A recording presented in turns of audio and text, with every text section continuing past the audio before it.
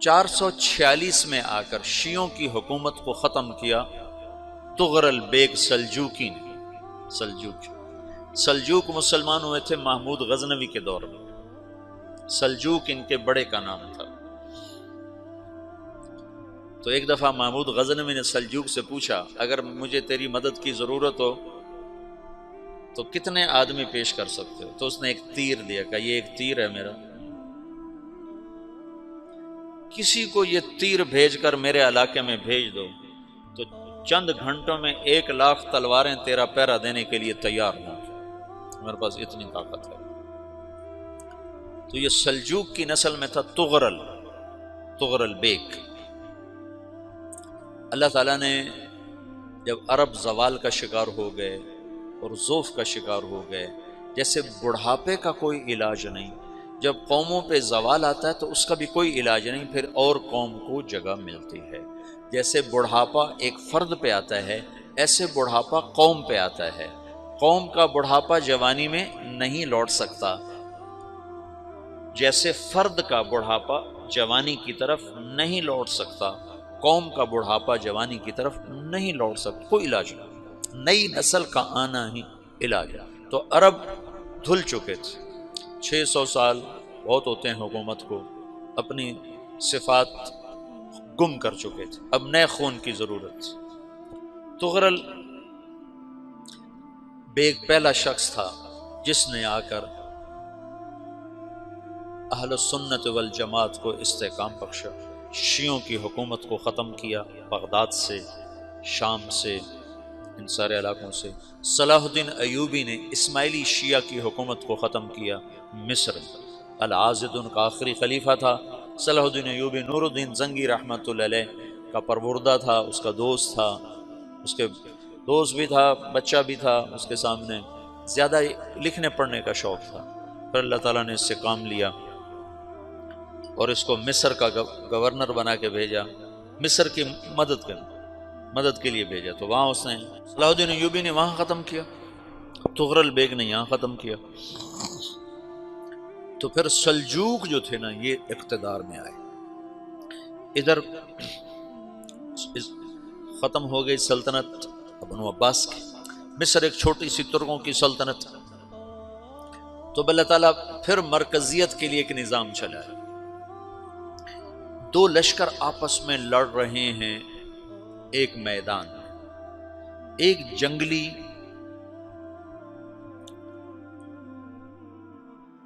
بدوؤں کا قافلہ، جنگل کے لوگ اپنے قبیلے کو لے کر، ایک جنگلی قبیلہ اپنے سردار کے ساتھ نقل مکانی کر رہا ہے ایک جگہ سے دوسری جگہ۔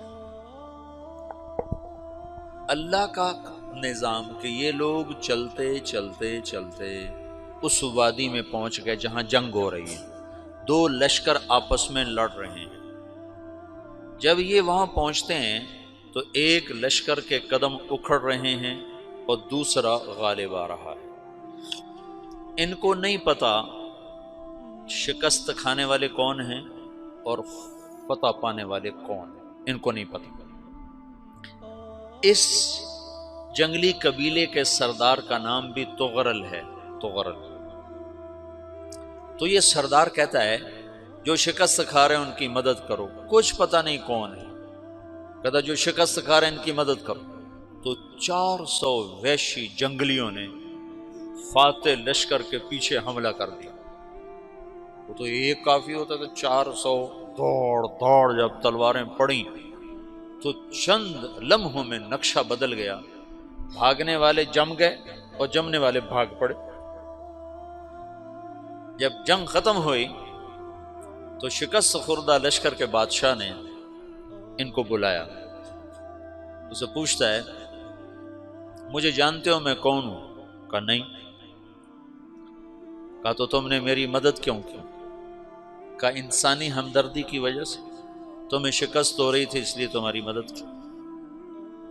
پھر اس نے اپنا تعارف کرایا، میں ہوں سلیمان سلجوکی، ترکی کا بادشاہ۔ مسلمانوں کا لشکر تھا اور تاتاریوں سے شکست کھا رہا تھا، تاتاری فتح پا رہے تھے، مسلمان شکست کھا رہے تھے۔ تو وہ اللہ کی غیبی مدد بن کر آئے، تو وہ اس سے کہتا ہے میرے ساتھ رہنا پسند کرو گے؟ تم نے میرے اوپر احسان کیا ہے، میں اس کا بدلہ دینا چاہتا ہوں، میرے ساتھ رہنا پسند کرو گے؟ کہنے کا کر لوں گا۔ تو اس نے اس کو لے کر ترکی آیا، اور استنبول اس وقت روم کی حکومت میں تھا، اسے فتح کیا اس تغرل کے آگے چوتھے پانچویں پڑپوتے محمد فاتح نے۔ تو یہ استنبول ہے، یہ ترکی ہے، بیچ میں ایک چھوٹا سمندر ہے، یہاں ایک جاگیر ہے۔ تو سلطان سلیمان کہتا ہے یہ جاگیر تجھے وقف ہے، ادھر سے رومی مجھے تنگ کرتے ہیں حملے کر کر کے، تو میرا دفاع کرتے رہنا، یہ جاگیر تیری۔ اس جاگیر پہ اس نے اپنے قافلے کو آباد کر دیا، اپنے قبیلے کو، اور ایک چھوٹی سی حکومت بنا لی، جو ایک صوبہ سمجھو سلمان سلجوقی کا، وہ ایک چھوٹا سا صوبہ ہے۔ وہاں جب یہ رہ پڑا تو پھر یہ ایک شیخ کے بیت ہوتا ہے، وہاں شیخ طریقت ہے، ان کے یہ بیت ہونے جاتا ہے، وہ اس کو رات اپنے پاس ٹھہراتا ہے، تو ایک کمرے میں ان کو ان کا خادم ٹھہراتا ہے۔ یہ جب کمرے میں جاتا ہے تو سامنے دیوار میں طاقچے پر قرآن پڑا ہوا ہے، تو یہ تغرل بیگ کہتا ہے یہ کیا ہے، یہ کیا ہے؟ تو وہ خادم کہتا ہے یہ کتاب اللہ ہے، قرآن ہے۔ اچھا، وہ اس کو وہاں چھوڑ کے باہر چلا جاتا ہے۔ وہ دیہاتی آدمی، جنگل کا رہنے والا، پہلی دفعہ زندگی میں قرآن دیکھا، وہ کہتا ہے یہ قرآن ہے، اللہ کی کتاب ہے، میں اللہ کی کتاب کے سامنے سو جاؤں، کتنی بے ادبی ہے۔ تو اس نے ایسے قرآن اٹھایا اور سر پہ رکھ لیا اور کھڑا ہو گیا، ساری رات قرآن سر پہ رکھ کے کھڑا رہا۔ رات کے پچھلے پہر اس کو خواب آیا، کھڑے کھڑے اس نے دیکھا کہ اس کی پشت سے ایک چاند نکلا اور شیخ کی بیٹی کے سینے میں جا کے اتر گیا۔ پھر اس لڑکی کے سینے سے ایک درخت نکلا جو پھیلتے پھیلتے پھیلتے 3 بر اعظم پہ چھا گیا، افریقہ پر، یورپ پر، ایشیا پر۔ پھر اس کی آنکھ کھل گئی، وہ کھڑا ہوا ہے، تو اس نے صبح یہ خواب اپنے شیخ کو سنایا، تو انہوں نے اپنی بیٹی اس کے نکاح میں دے دی۔